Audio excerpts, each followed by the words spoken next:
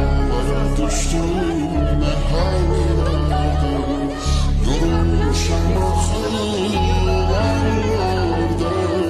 öpün nefesinden uzaklardan. Yayılıp aleme feryadım harayım, bir ümidim olsun her zaman arayım.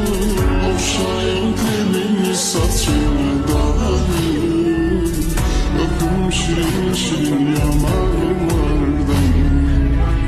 Ne bilsin ağlamak çaremi həllimi, öləcəm qalacam bu səncə bəllim.